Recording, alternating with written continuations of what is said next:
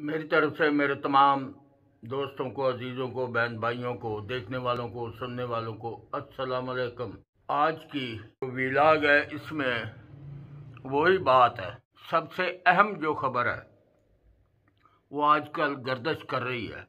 अरशद शरीफ मरहूम के बारे में जो खबर है वही ज़्यादा अहमियत की अमल है। तो इस वक्त मुल्क में सबसे ज़्यादा खबरें जो गर्दिश कर रही हैं वो अरशद शरीफ का मामला है। एक चीज़ वाज़िया होगी, कीनिया की पुलिस भी मुंहजोर है और बाख्तियार है। इस किस्म के वाक़यात होना आम सी बात लगती है।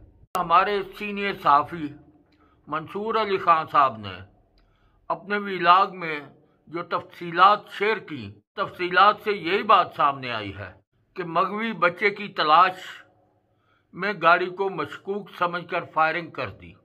क़यास आराई की बुनियाद पर अंधाधुंध फायरिंग। मगवी बच्चे को तलाश करना ज़रूरी था, मगर बगैर सबूत कातलाना हमला कर देना लाकानूनियत की इंतहा नहीं तो क्या है।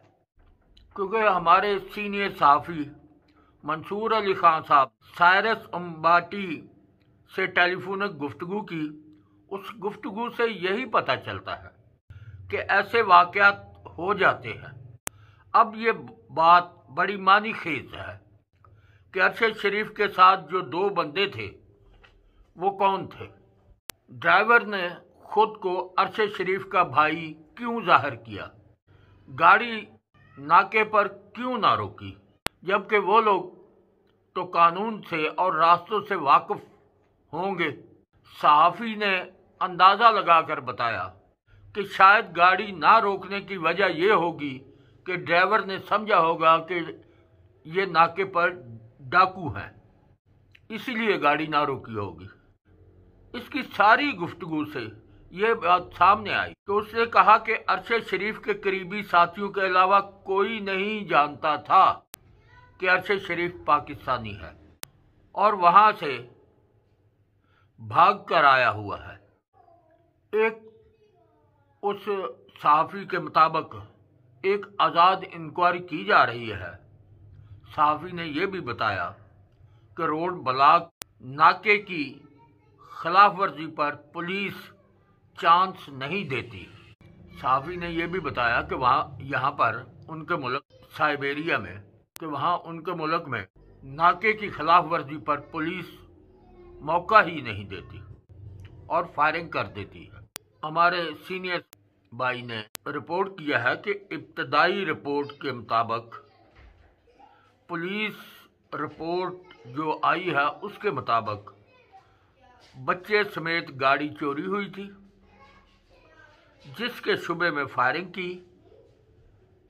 अब साबित हुआ कि वहाँ की पुलिस के नज़दीक किसी की ज़िंदगी कोई अहमियत नहीं रखती, बल्कि अपनी कारकर्दगी दिखाने की अहमियत है। क्योंकि बच्चे वाली कार समझकर भी अगर फायरिंग की गई, अब सवाल पैदा होता है, बच्चे को बरामद करना वहाँ की पुलिस के मुताबिक बच्चा जिंदा बरामद करने की तरजीह नहीं थी, बल्कि वो कारकर्दगी दिखाना चाहते थे कि बच्चा मिलना चाहिए, मुर्दा या जिंदा शर्त नहीं। क्योंकि अगर ये मगवी बच्चे वाली गाड़ी भी तस्वर कर ली जाए तो इस किस्म की फायरिंग जो उन्होंने की है, अंधाधुंध फायरिंग, अगर वाकई बच्चा इस गाड़ी में होता तो वो भी तो गोली का निशाना बन जाता। यानी बच्चा मगवी बरामद करने की बजाय बच्चा बरामद होना चाहिए, मुर्दा या जिंदा उनके नज़दीक कोई इतनी अहमियत नहीं। इस वाक़े से तो यही साबित होता है कि ये पुलिस वहाँ की जो है वो यही साबित कर रही है कि हम मगवी बच्चे को जिंदा या मुर्दा बरामद करना ही ड्यूटी समझते हैं।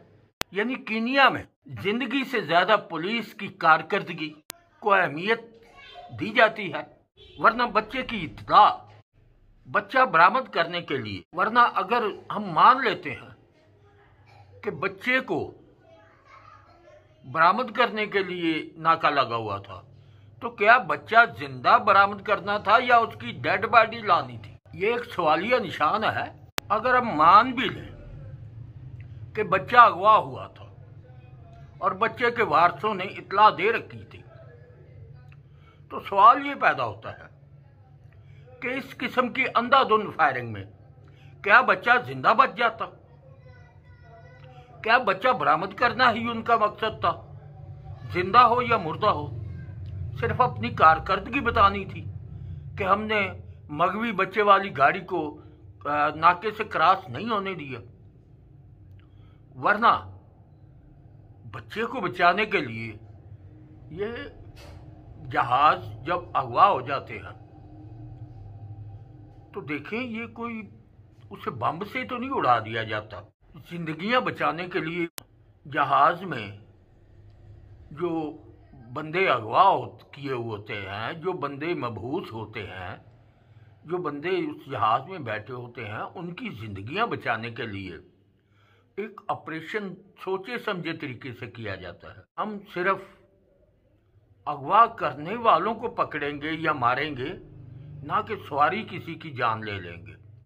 تو یہ کس قسم کا قانون ہے؟ یہ سوال تو پیدا ہوتا ہے کہ اگر اغوا مان لیتے ہیں ہم، ذہنی طور پہ ہم تسلیم کر لیتے ہیں کہ بچے اغوا ہونے کی رپورٹ پولیس کے پاس آئی ہے اور اس بچے کو انہوں نے بازیاب کرنا ہے، تو بازیاب والدین نے اطلاع اس لیے تو نہیں دی ہوگی نا کہ بچہ برآمد کر دو، بشک ہمیں اس کی ڈیڈ باڈی ہی دے دو۔ تو یہ مطلب دیکھیں، یہ سمجھ سے بالاتر چیز ہے کہ مغوی بچے والی گاڑی اور اس کو بھون دینا گولیوں سے، تو یہ تو بچہ تو برآمد نہیں کرنے کا مقصد ہوگا، پھر ڈیڈ باڈیاں ہی اکٹھی کرتے ہوں گے وہاں پر۔ تو یہ بڑی معنی خیز سا واقعہ بن گیا ہے، کیونکہ وہ بندے جو اس کے ساتھ ہیں، جنہوں نے خود کو اپنا بھائی ظاہر کیا ہے، دو بندے ذرائع سے پتہ چلا ہے کہ دو سواریاں اس کے ساتھ تھیں۔ اب بات یہ ہے کہ عرشے شریف تو اس قانون سے ناواقف ہوگا۔ ویسے بھی عرشے شریف کی ذمہ داری تو تب بنتی ہے کہ اگر وہ گاڑی چلا رہے ہوتے، پھر ان پر مطلب ان کو لیا جاتا ہے کہ انہوں نے گاڑی کیوں نہیں روکی۔ ویسے ایسا ہو نہیں سکتا کہ عرشے شریف گاڑی چلا رہے ہوتے تو ناکے پر گاڑی نہ روکتے۔ وہ ایک صحافی تھے اور صحافی کو گاڑی ناکے پر روکنا کوئی اتنی مطلب اتنی کوئی خوف نہیں آتا۔ تو بہرحال اس بندے نے جو ساتھ ڈرائیور تھا، یہ تو اب تفتیش میں چیزیں سامنے آ سکتی ہیں کہ اس نے گاڑی کیوں نہ روکی۔ ابھی تک تو جو رپورٹ ہو رہا ہے وہ یہ ہے کہ ان کا خیال، شاید ان کا خیال ہوگا کہ یہ ناکہ ڈاکوؤں نے لگا رکھا ہے۔ اب یہ چیزیں تو بڑی تفتیش طلب ہیں، اور اس کے علاوہ ذرائع سے پتہ چلا ہے کہ انہوں نے ان بندوں تک رسائی دینا بھی جو ہے وہی مطلب ان کا خیال ہے کہ وہ ان جو بندے زندہ بچ گئے ہیں ان تک رسائی جو ہے وہ کسی کو دینا مناسب نہیں سمجھ رہے۔ تو سوال یہ ہے کہ عرشے شریف کا اس ملک میں تو کوئی بندہ واقف نہیں تھا، اگر واقف تھا تو یہی واقف تھے جن کے ساتھ وہ رہ رہے تھے۔ اب اگر ان کے ساتھ وہ رہ رہے ہیں تو لامحالہ یہ واقف ہوں گے، ان کے یہ جاننے والے ہوں گے۔ سنا ہے کہ وہاں کی جو کرائم ریشو ہے وہ بہت زیادہ ہے، اس ملک میں مطلب جرائم بہت زیادہ ہے اور وہاں پر لا قانونیت ہے۔ تو بہرحال یہ بڑے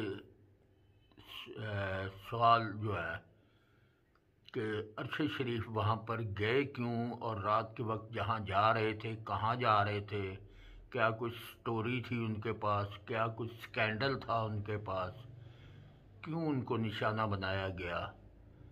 کیونکہ سمجھ سے بالاتر چیزیں ہیں یہ کہ ڈرائیور کی بجائے ساتھ بیٹھی سواری جو ہے اس کو ٹارگٹ کر دیا جائے، تو دوسرے بندے جو ہے وہ ابھی تک ان کو منظر عام پر نہ لایا گیا ہو اور ان کی تفتیش کا حصہ نہ بنایا جا رہا ہو، کیونکہ ان بندوں کے ابھی تک کوئی بیان سامنے نہیں آیا کہ وہ کیا کہتے ہیں۔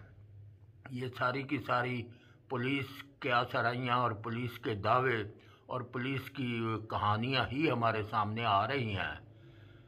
ان بندوں کو جو ساتھ تھے ان کا ڈیٹا یا ان کے متعلق کہ وہ کون تھے، ان کا وہاں کیا کاروبار تھا، وہ وہاں کیا کرتے تھے، وہ اس کے ساتھ کہاں جا رہے تھے، وہ یہاں کہاں سے واپس آ رہے تھے، ان کا مشن کیا تھا، وہ عرش شریف کیا کر رہے تھے وہاں پر، ان کی سرگرمیاں کیا تھیں، یہ ساری چیزیں تو اب جو ان کے ساتھ بندے ہیں، وہ جو بچے ہوئے ہیں، وہی بتا سکتے ہیں۔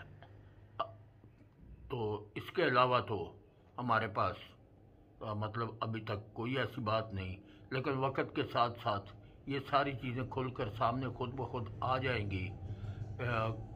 اس میں کچھ دیر ضرور ہے لیکن آ تو جائیں گی، کیونکہ کوئی بھی جرم ہوتا ہے بالآخر سامنے آ جاتا ہے۔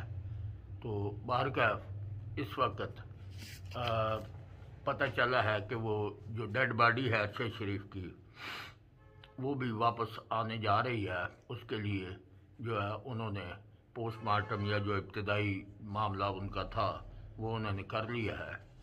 اب وہ ان کے حوالے کر دی جائے گی، پاکستان کے حوالے کر دی جائے گی۔ تو بہرکیف یہ سارے معاملے پر حکومت پاکستان کو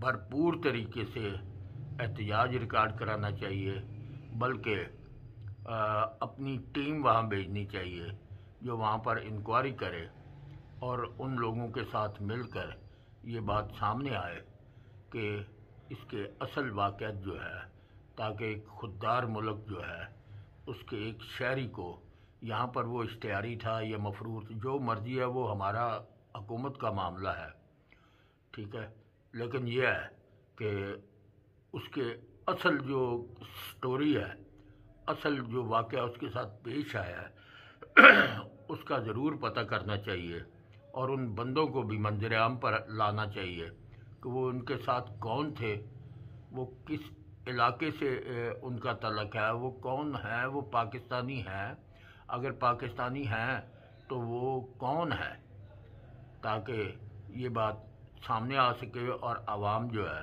وہ سکون کا سانس لے گی، مطمئن ہوگی اور حکومت کو ذمہ داری کے ساتھ اور عوام یہ سمجھ لے گی کہ حکومت جو ہے وہ ایک ذمہ دار ہے اور ہماری جو ایجنسیاں ہیں، ہمارے جو تفتیشی معاملات ہیں، وہ کسی سے کم نہیں۔ تو اس کے ساتھ ہی میں اجازت چاہوں گا، آج کی یہی انفارمیشن ہے جو آپ کو میں نے دی ہے، کیونکہ مین سٹوری جو اس وقت چل رہی ہے وہ عرش شریف والی ہی ہے، ٹھیک ہے۔ تو اس کے ساتھ ہی مجھے اجازت دیں، خدا حافظ۔ چینل کو سبسکرائب کریں، لائک کریں، شیئر کریں، بہت بہت شکریہ۔